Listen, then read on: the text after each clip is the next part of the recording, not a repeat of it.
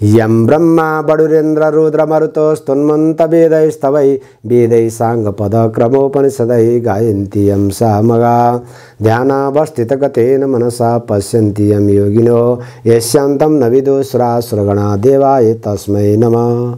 श्रीमत्चन्दन चर्चितो जलबभो शुक्लम्बरा मल्लिका मालालङ्कृतकुण्डलं प्रविलसा मुक्ता बलि शोभिता सर्वज्ञाननिधान पुस्तकधरा रुद्राक्षमालाकरः वाग्देवी वदनं भुजे वसतु मे त्रैलोक्य माता चिरं मुखं करोति वाचालं पङ्गुलं लङ्घयते गिरिं यत्कृपा तमः वन्दे परमानन्द माधवं।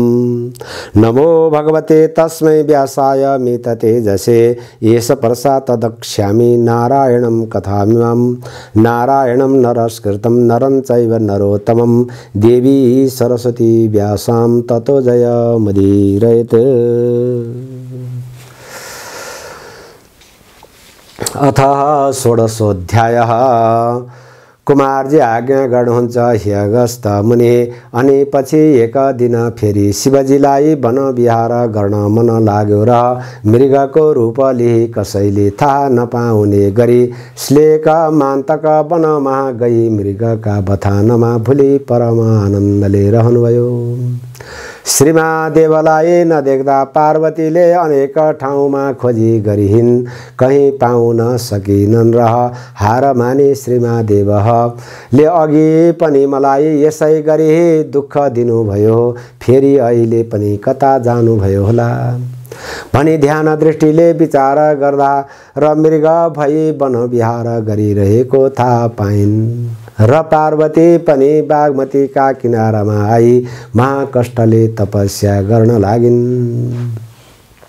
श्री महादेव पार्वती दुवैलाई नदेख्दा ब्रह्मा विष्णु आदि देवताहरूले जहाँ तहीँ खोजी गरे, कहीँ पाउन सकेनन् र हार माने फर्की आउँदा बागमतीका किनारामा तपस्या गरी बसिरहेकी पार्वतीलाई देखि प्रणाम गरी बिन्ती गरे। हे जगनका माता पार्वती, श्रीमहादेव नहुँदा संसार शून्य जस्तो छ, तसर्थ हामीमाथि करुणा राखी श्रीमहादेव कता जानुभयो बताइदिनुहोस्। फेरि तपाईँ पनि किन यस्ता ठाउँमा एक्लै बसिरहनु भएको हो? सब वृत्तान्त आज्ञा गर्नुहोस् यति देवताहरूले बिन्ती गरेको सुनि पार्वती आज्ञा गर्दछिन्। हे देवता हो, श्रीमहादेव कहाँ यहाँ आउनु भएको हो हुनाले उनैको आराधना गरी तपस्या गरी बसेकी हुँ। श्लेक मान्तक वनको नैऋत्य कोणमा ठुलो तलाउ छ, त्यही सुनको जस्तो वर्ण, तीन आँखा एक सिंह भएको सबैभन्दा ठुलो मृग भई मृगका फौजमा श्रीमहादेव किडा गरी बस्नुभएको छ। तिमीहरू उहीँ गए हेर अनि श्रीमहादेवको दर्शन पाउला। त्यो सुनि श्रीमहादेवताहरूले त्यहाँ गई हेर्दा कहीँ पाउन सकेनन्। ब्रह्मा विष्णु इन्द्र तीन देवताले अनेक तुति गरी खोज्न लागे।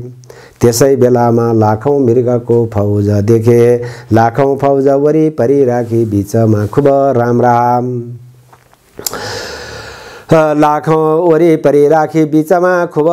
आँखा, एक सिंह सुवर्ण जस्तो वर्ण भएको, सबैभन्दा ठुलो स्वर्गमा सबै ताराको बीचमा रहने चन्द्रमा जस्तो राम्रो यस्तो मृग टाढैबाट देखी तीन देवताले देखी वहाँ गई बिन्ती गरे, हे ईश्वर, धेरै दिन भयो कैलाश शून्य छ, हे करुणा निधान, ब्रह्मा विष्णु इन्द्र तीन जना माथि करुणा राखी दर्शन दिनुहोस् भनी अनेक तुति गरी मृग रूप श्रीमहादेवका नगीचमा गए।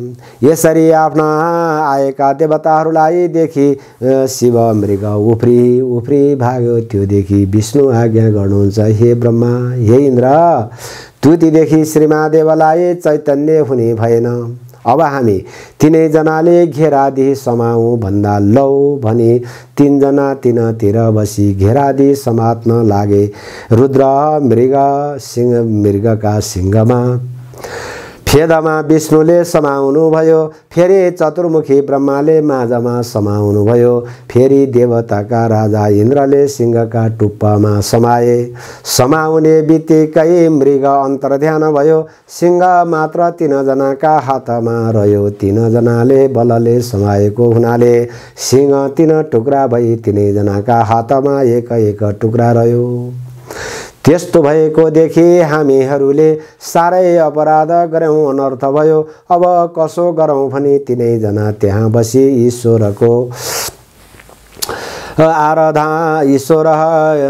हे ईश्वर, यो अपराध हामीलाई क्षमा राख्नुहोला भनी अनेक तुति गरे। त ब्रह्मा विष्णु इन्द्रले तुति गर्दा महादेव प्रसन्न भई ज्योतिर्स्वरूपको दर्शन दिनुभयो र देवताहरूले खुसी भई साष्टाङ्ग प्रणाम गरे। हे श्रीमहादेव, आज्ञा गर्नुहुन्छ, हे देवता हो, तिमीहरूको तुतिदेखि म सन्तोष भई वरदान माग। यति महादेवको आज्ञा सुनि ब्रह्मा विष्णु इन्द्रले, हे ईश्वर, तपाईको जप ध्यान हामी कहिल्यै नभुलौं, सदा सर्वदा हाम्रा हृदयमा रहिरहोस्। यति देवताहरूले भनेको सुनि श्रीमहादेवले तथास्तु भनी वरदान दिनुभयो र फेरि देवताहरूले, हे ईश्वर, तपाईको यो सिंह कहाँ राख्ने हो? 3 टुक्रा बनाएको हाम्रो अपराध क्षमा गरी बक्सनुहोस् भनी बिन्ती गरे। तब श्रीमहादेव आज्ञा गर्नुहुन्छ, त्यो मेरो सिंह 3 टुक्रा भएकोमा तिमीहरूलाई केही अपराध लाग्दैन, सन्देह नगर। इन्द्रका हातको इन्द्रलोकमा, ब्रह्माका हातको मर्ते मण्डल नेपाल मध्य गोकर्णमा, विष्णुका हातको पातालमा लगी स्थापना गर्नु भनी आज्ञा दिनुभयो। ब्रह्मा विष्णु इन्द्र विदा भई श्रीमहादेवलाई प्रणाम गरी सोही माफिक 3 लोकमा स्थापना गरे। श्रीमहादेव पार्वतीसित गई उनलाई काखमा लि कैलाश पर्वतमा गई नन्दी भृङ्गी चतुर्कटी योगिनी भूत प्रेत पिचास प्रथम गण समेत भई ठुलो आनन्दले रहनुभयो। हे अगस्त्य मुनि, त्यही बखतमा नैऋत्य कोणको लङ्कादेखि नित्य गोकर्णमा आई स्नान गरी श्रीमहादेव कहा रावण चरण दण्डवत गरी नाचे गाई बजाई तपस्या गरी जान्थ्यो।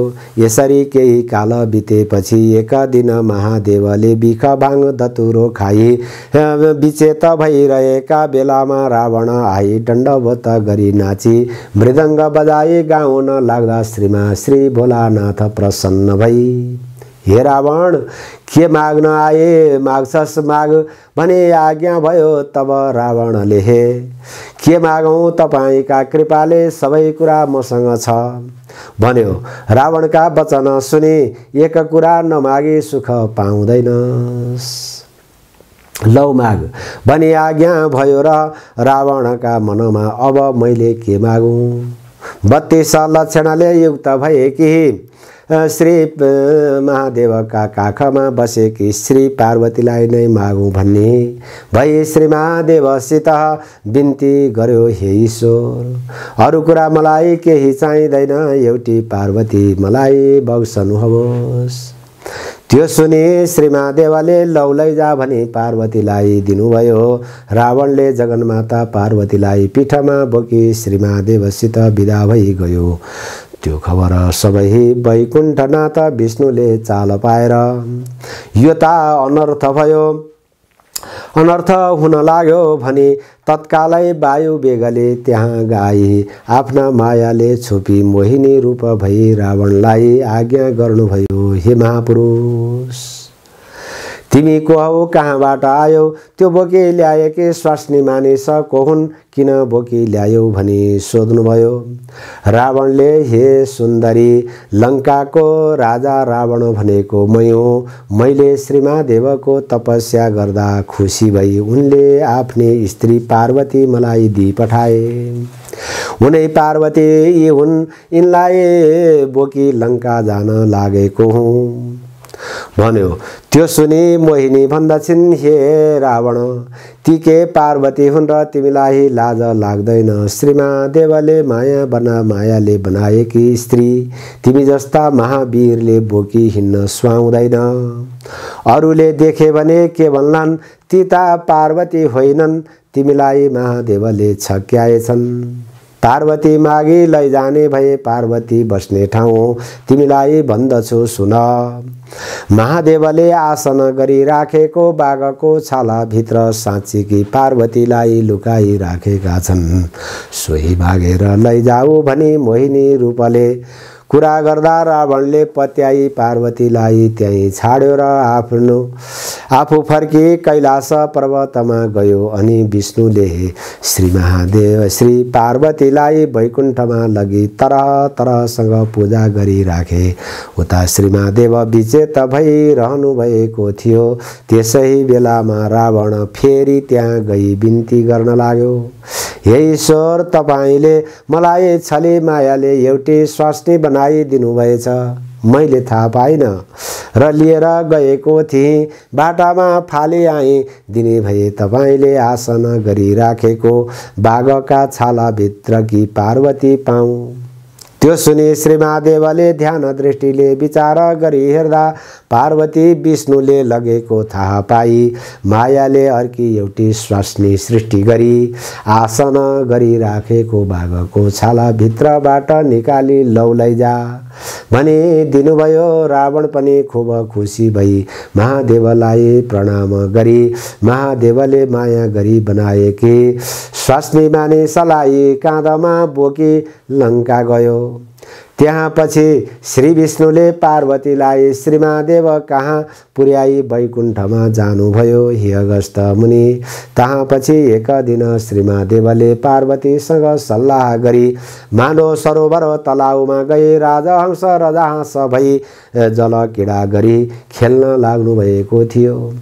त्यसै बेलामा अनन्तपुर नाउँको सहरमा बसेको जालन्धरले आफ्नी पतिव्रता स्त्री वृन्दासित बसी दुई स्त्री पुरुष ठट्टा गरिरहँदा जालन्धर साह्रै खुसी भएर हाँस्यो र वृन्दाले भनिन्, हे स्वामी, किन हाँस्नुभयो? यो सुनि जालन्धर भन्दछ, हे प्रिय, अरू कुराले हाँसेको होइन, तिमी जस्ती राम्री स्वास्नी अरू कसको होलै भन्ने मनमा लाग्दा हाँसेको हुँ। त्यो सुने वृन्दा भन्दछिन्, हे स्वामी, म के राम्री छु र महादेवकी स्त्री पार्वती देखे कसो गर्नु होला?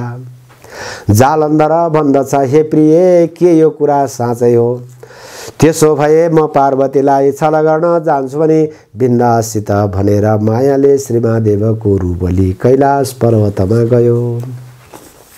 श्री महादेव नै आउनुभयो भने पार्वतीले हतपताई हातमा सुनको कमण्डलु लिई गोडा धुन ढोकामा आइन्। पार्वती ढोकामा आएको देख्न साथ श्री महादेवको भेष गरी गएको जालन्धर मोर्छा परी भूमिमा गिर्यो।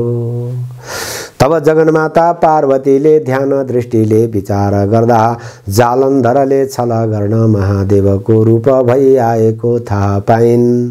द्वारपाललाई, हे नन्दी भृङ्गी, यहाँ कोही आयो भने भित्र नपठाउनु भने रिसाएर कसैले नदेख्ने ठाउँमा गई लुकी विष्णुको आराधना गर्न लागिन्।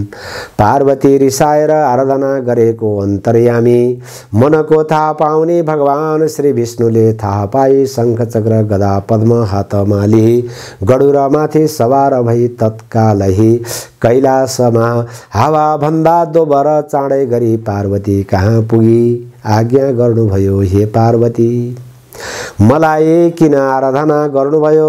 यति विष्णुका वचन सुनि पार्वती आज्ञा गर्दछिन्। हे वैकुण्ठनाथ, श्री महादेव भने यहाँ हुनुहुन्न।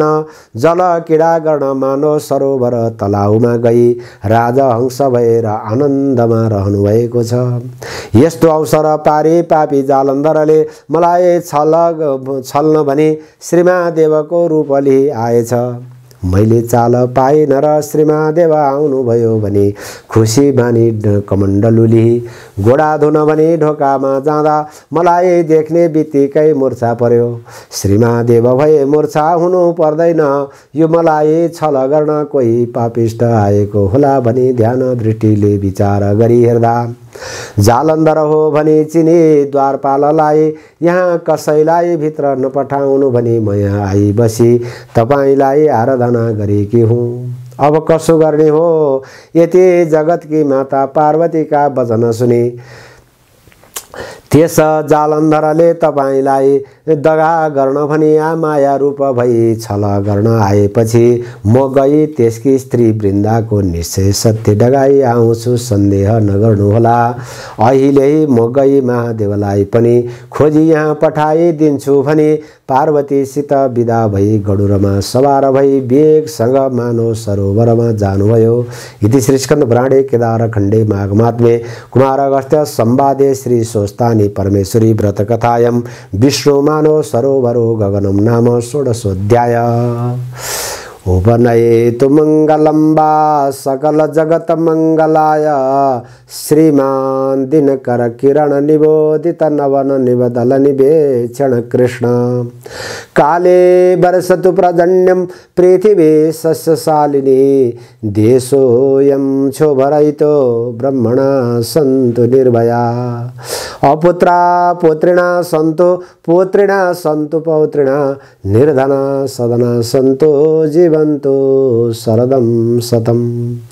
तत्रैव गंगा यमुने च तत्र गोदावरी सिन्धु सरस्वती च सर्वाणि तीर्थानि वसन्ति तत्र यत्राच्युतो द्वारकथा प्रसंग।